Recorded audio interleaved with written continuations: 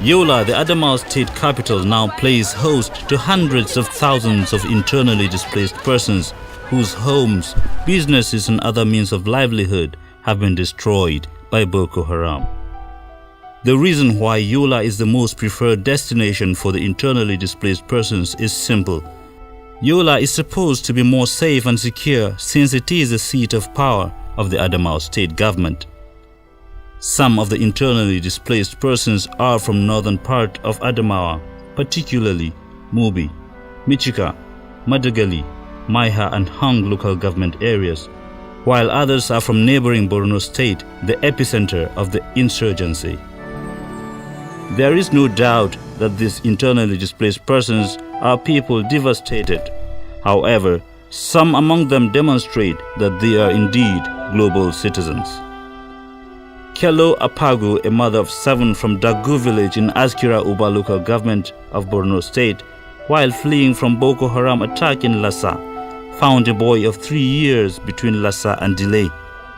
She heard a child crying under some shrubs when she was approaching a stream for a drink of water after trekking for hours. She carried the baby, marched on in the company of her children till she reached Yola. Sai da ina tafiya kenan ina so in je in same mutane mu mai gidan na yana jira na, sai da na same wannan yaro a caji. Sai da na dauke shi. Ta sai da mai gidan mun hadu da mai gidan nan yace kin shiga gida na shiga gida miki ka kawo na kawo kaya. To shi kenan sai tafiyan mu kenan. Sai da muka zo sai da mun dauki yaro din. Yana kuka, yana karkashin inuwa. Sai da na ce ma koya mutu ne, sai da na taba shi yana da rai. Sai da mai gidan ya ce mu dauke shi. To sai da na dauke shi na goye shi, sai da muka zo na da shi. Gloria Kubu, an official of the National Emergency Management Agency NEMA, makes this confirmation. So we now asked her, is she going to keep the child with her or we should take the child to the orphanage home? She now said no, she's going to keep the child with her since it is God that has given her the child. We now said okay. The child got used to her, he just took her as his mom. If she leaves him and maybe trying to do something, he will be crying and be following her around. In a related development, Mariam Buba from Gulag is always nursing and nurturing a child she also had to surrogate despite religious and ethnic differences. Yaro din babban shi daban, hayan shi da maman shi da yarwan shi. Yanzu ma babban shi yazo da yarwan shi biyu ta zo ta sami nana. Muna nan ga bare da su babban shi sai dai mama gada. Mariam also found Chinda Wulia in the bush while fleeing Boko Haram in Gulag area of Adamawa state. Although parents of Chinda have discovered that the young boy now lives with his surrogate mother, the bond between them is such that no one can now separate them. It was reliably gathered that Mariam and Chinda, who was in pre-nursery school, had an accident while fleeing from Boko Haram.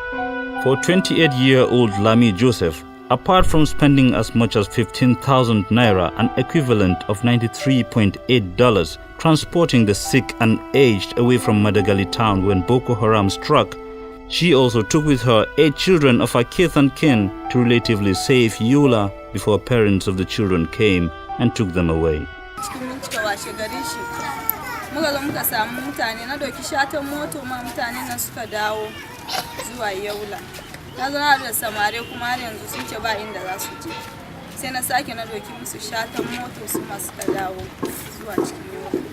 While in Gombe, on her way to Yola, an Igbo man from southeast Nigeria could not believe that one person could carry as much as 8 children. Moved by this gesture, he bought the children some clothing as well as food.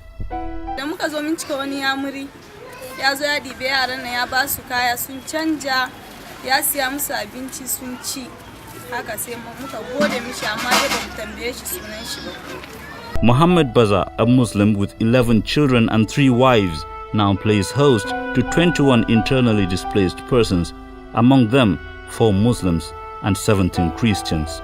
To ni a fahimta na ni na gani wato duk mutum da yake faɗi irin wannan abun yana da wata manufa ne a zuciyarsa daban, ba wai yana faɗa cewa gaskiya bane.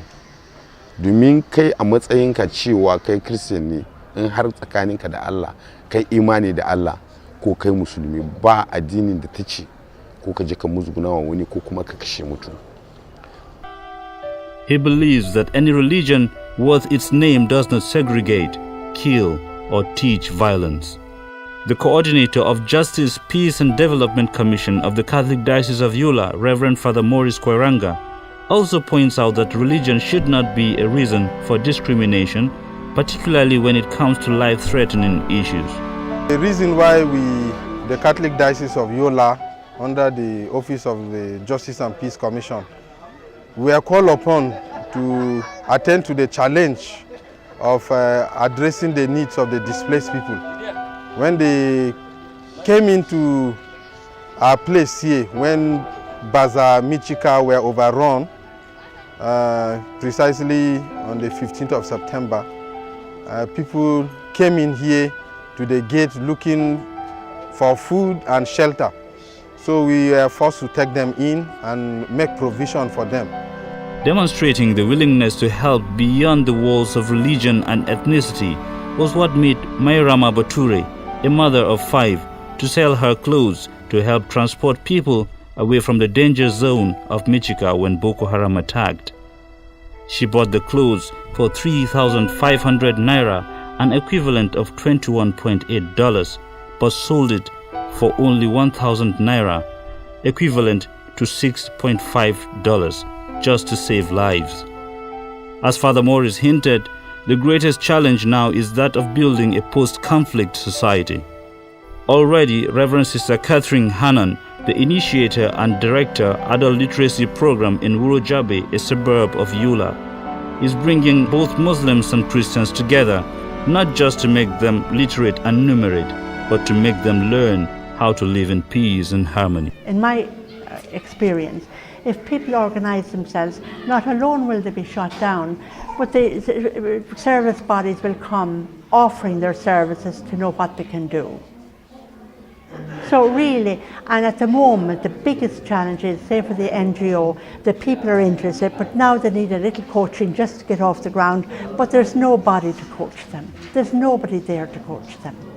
Sulaiman Halidu says that adult education is a commendable program, but regrets that the fear of attack by Boko Haram, even in Yola, is making people leave Yola for safer towns across the country. We normally give them basic education pertaining Hausa and also the English, and we have the other part, we have computer literacy and also the keyboarding, and we have even the 3 distribution.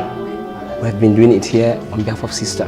Since 2009, we have had massive insurgency in this country. Killings, destruction by Boko Haram, families to families, towns and towns, villages have been completely destroyed by Boko Haram. And the biggest challenge before the Nigerian government is how to overcome this division that has been created by the Boko Haram insurgency, particularly for the internally displaced people, because these people have left behind their families and their homes. So the problem now is, if these people get back home, how do they collaborate with those that they have left behind? How do they live together with those that they have left behind who collaborated with Boko Haram in order to destroy their homes? So the biggest challenge for the Nigerian government is to come up with a specific post-conflict reconstruction strategy, a strategy that is able to unite these people, a strategy that is able to bring about reconciliation in the society, a strategy that is able to ensure these people are able to live together in peace. And I think in a very simple and ordinary way, that strategy has begun here and now, where we can see together Christians and Muslims coming to learn in order to empower themselves to participate effectively in the Nigerian economy. And I think bit by bit, small by small, that is the way we can eventually overcome the problems of the insurgency and begin to reconstruct and to rebuild our country, our society, and our nation.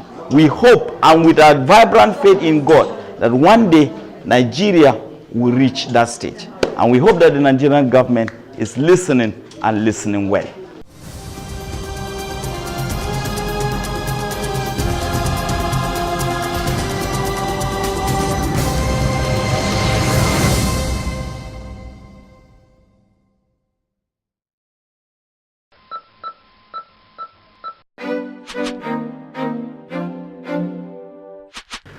A violência do Boko Haram no nordeste da Nigéria está forçando as pessoas a deixar suas casas e atravessar as fronteiras do país, criando uma crise alimentar e nutricional na região. Cerca de 200 mil pessoas estão em busca de refúgio na Nigéria, Camarões e Chad, depois de terem deixado para trás seus lares e seus meios de subsistência. Il nous a attaqués avec des fusils. Les gens ont commencé à fuir. On a fui, oui. Et ils ont commencé maintenant à brûler des maisons e tirer les fusils, force. De acordo com o Programa Mundial de Alimentos das Nações Unidas, o PMA, nesses países que fazem fronteira com o nordeste da Nigéria, há um número crescente de pessoas desabrigadas. O Camarões sozinho abriga mais de 100 mil pessoas deslocadas internamente, quadro que triplicou desde o início do ano. Na Nigéria, quase meio milhão de pessoas que vivem nas áreas afetadas enfrentam uma severa crise de subsistência e segurança alimentar. Entre elas estão refugiados deslocados internos, assim como comunidades pobres locais. This has become a regional crisis. It's affecting not only Nigeria but also the neighboring countries, with people fleeing across the border. Those who are suffering the most are unfortunately the children. In Cameroon, for example, we can see the malnutrition rates going very high, up to 35% in some of the border areas. WFP is doing everything it can. We are helping both the refugees and the people displaced within the country, but we need more support. No Camarões, milhares de refugiados têm vivido em comunidades locais e contado com elas para se alimentar. Essas pessoas se mudaram para o campo de refugiados de Minawal devido à escassez de alimentos.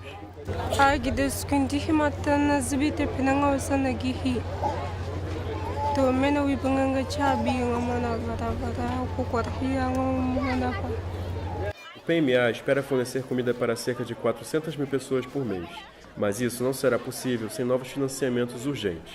Em abril e maio deste ano, o PMA conseguiu fornecer alimento para somente metade do número esperado de pessoas, e em alguns casos a porção foi reduzida. Centro de Informação das Nações Unidas para o Brasil, Unique Rio.